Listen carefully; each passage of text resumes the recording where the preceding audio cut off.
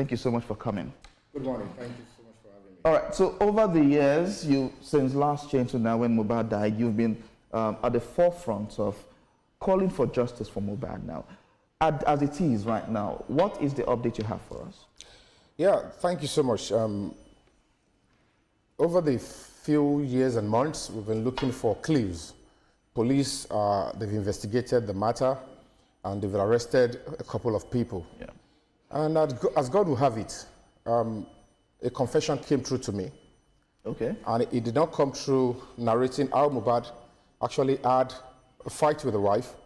It came with a clip, 30 seconds video from the brother, Adura Aloba. And upon that, the onus was on us as a foundation to further investigate that and ensure that we see through to it and know that, is this real, is this not real? And we put up a press conference to smoke more information out, and luckily he attended. Yeah. He was given the open field to express himself. And it led to another revelation.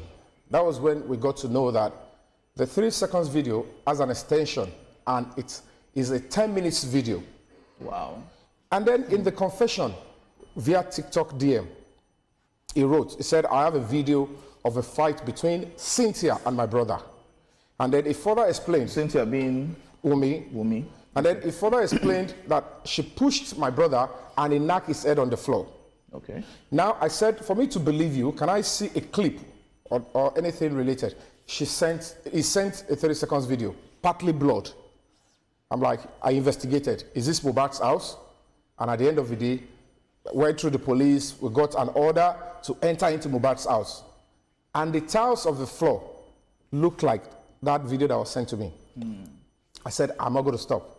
And then I wrote a petition to the Assistant Inspector General of Police. I wrote to the Lagos State Command, SCID. Suddenly, nothing is happening. A snail-pace investigation was going on, and I was ambushed. Okay. The Commissioner of Police invited me. Oh, it's not Adura that was shutting you up. It's one Damola Ayinde Abib. Ayinde Abib was also one of those that took Mohbad's body to the hospital, and it was declared BID. So either of them, they are credible witness. I pressed further. And that was when it came to the press conference, and it declared that, yes, in that video, 3 people were there. Mohbad, the wife, and 1 person. He refused to mention the name. We became more curious. You know, they came, they disrupted, and he left. I went to report to the AIG that I can't do this on my own. I can't put laws into my hand. This guy has got something to say. And he was invited to the AIG. That was where he gave the identity, the description of a third person, one Zomo. He now said, oh, it's the third person is one Zomo, and the wife and Mohbad. Okay, what does he do? He gave a description. I started doing everything I can to smoke the guy out.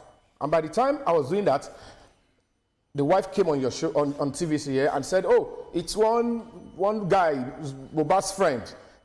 That was the person she was fighting with. You were fighting with your husband's friend.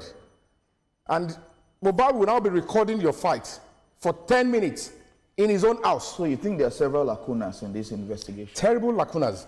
And when you look at it, there are allegations of fight here, there, and there. And I'm looking at it. This is Nigeria. We want it to get better. Whatever the case may be, sentiment must be set aside. Fine, the public were so much loud, and attention was shifted on people from outside. But this is homicide. And with the look of things, we're getting to hear that, okay, there was blood, there was this, there was that, there was railing broken. For whatever it is, everybody around Mohbad needs to be put on pre-arrest and probably drilled. So what do you think now has been stalling this investigation? It's been ongoing for quite a while. We're also aware that it's not been buried yet.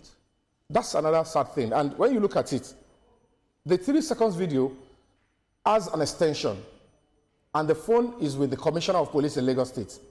The former Commissioner of Police, when I was invited to the Commissioner of Police, I was the victim. I was one that wanted to be defrauded. I asked that, have you seen the extension of this video? The police officer told me in clear terms that they are not treating, or they are not going to be looking into that area. They are only going to be looking into impersonation. I said, Okay. your command is investigating a bigger crime, homicide, murder, and you're looking for work by Mohbad. And somebody sent this kind of a message with a 30 seconds video that you know the remainder is in the same phone with you. And you don't want to open it for me to see. You don't want the world to see. What is going on? The officer said that is not the area of interest. Now they are shielding that phone, which is a key. To be honest with you, if that phone is opened, it will lead us to something that will bring closure to this matter. We are of the opinion that the key suspects that are needed in getting justice for Mohbad are in that video. So why what more have you done to ensure that the police can gain access to that video and conclude this investigation? Thank you so much. I've written to the Commissioner of Police. We're meant to do a protest on the 27th of February. The Commissioner of Police, new Commissioner of Police, Mr. Moshood Jimo, he said, please don't do it. Honor me. Bring your protest to the command. Come and express yourself. And I gave my speech. I expressed myself that your command is not meant to cover up for criminals. There is a phone that is domiciled in this command, Commissioner of Police Special Squad 1. They have the phone. Okay. The 30 seconds video has got violence in it. The extension is in the same phone with you. Use the phone and copy it to the DPP, Director of Public Prosecution, so that it can help them in coming up with the advice. They refuse to do that. All right. And so, that is the bone of contention now. So let's talk about Wunmi now. Has she been involved in this investigation with you as well? Because she made some allegations some time back. No, the point is, it's quite sad. It's funny that while I'm fighting for the father of our son, I'm fighting for justice for Mohbad. Yeah. She's meant to cooperate with me. But what I am seeing is unnecessary banters, blackmails. And for somebody like me, I'm not going to be moved.